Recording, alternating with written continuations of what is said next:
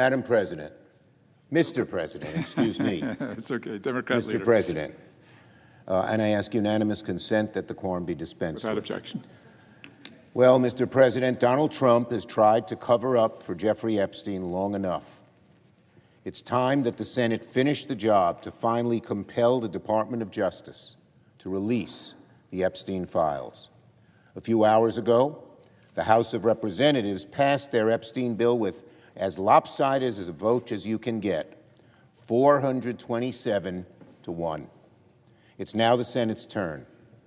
In a few moments, I will ask unanimous consent for the Senate to pass the Epstein bill as soon as it comes over from the House. My unanimous consent request guarantees that the Senate will immediately pass the Epstein Files Transparency Act without any further action as soon as it comes over from the House. We will pass the House's bill without changes, without delay, and we will finally get this done.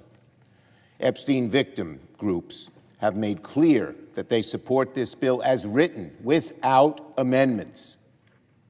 We should listen to them and pass this bill quickly. They've worked so hard and long to make this happen and deserve tremendous, tremendous credit that we have arrived at this moment. This isn't about Democrats versus Republicans or about Congress versus the President. This is about giving the American people the transparency they've been crying for.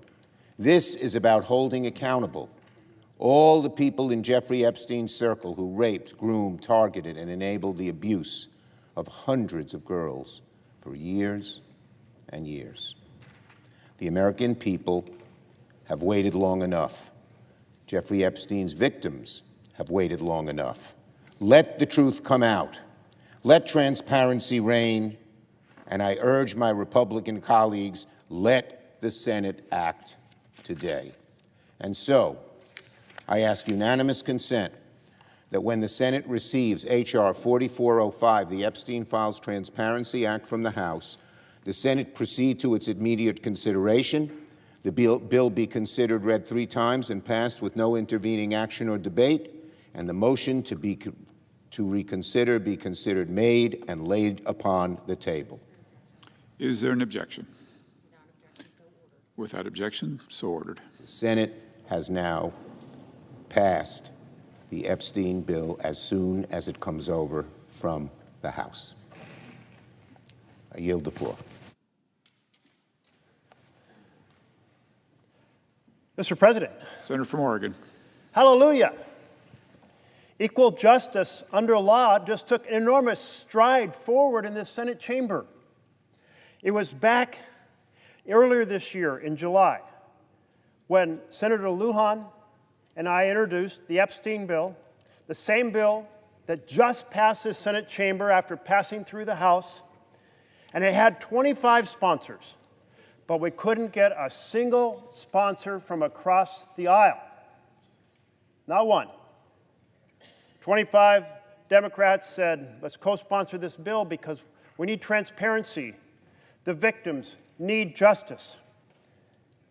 And yet, the president, who said during his campaign he was all about releasing these files, blocked them, did everything possible to stop them.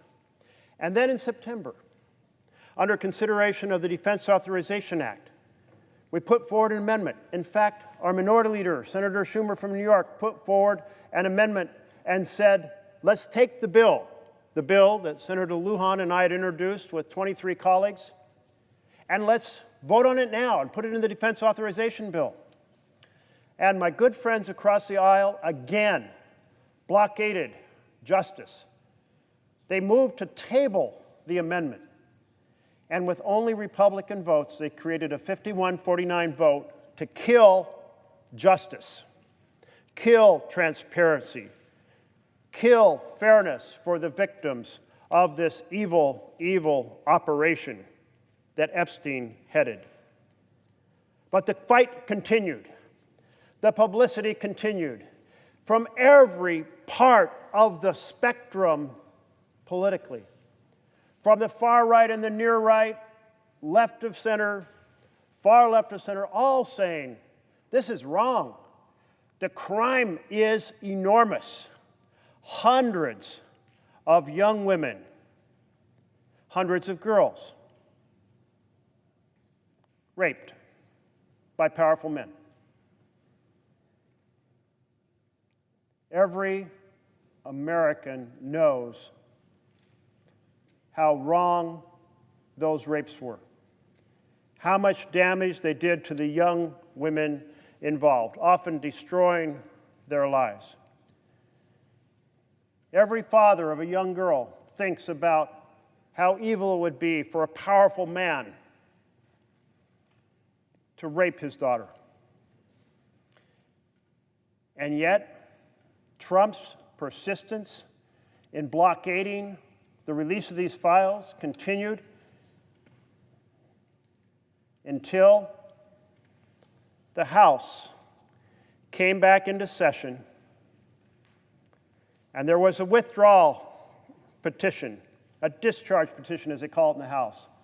And a majority of the House members said, we must vote on this. And the president lobbied the Republicans who were on that discharge petition because Democratic names weren't enough to have a majority. He asked them to get off the petition, and they refused. So it became clear the House was going to vote. And today they did. And when it came to the question of saying yes or no on releasing these files, it was 427 members of the House strong, one opposed, saying, today we stand for justice.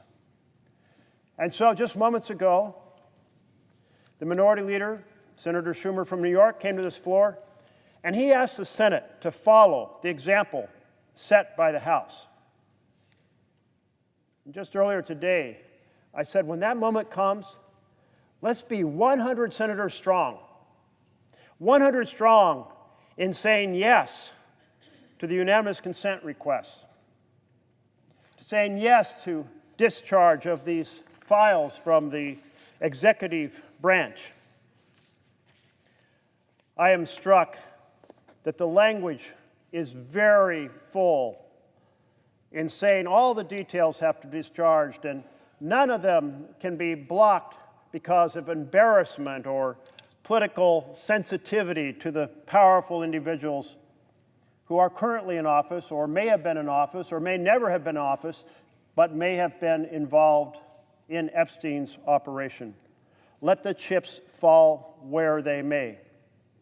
This bill says 30 days from a signature being provided by the president, 30 days those files have to be fully released, redacted only to protect the victims' names.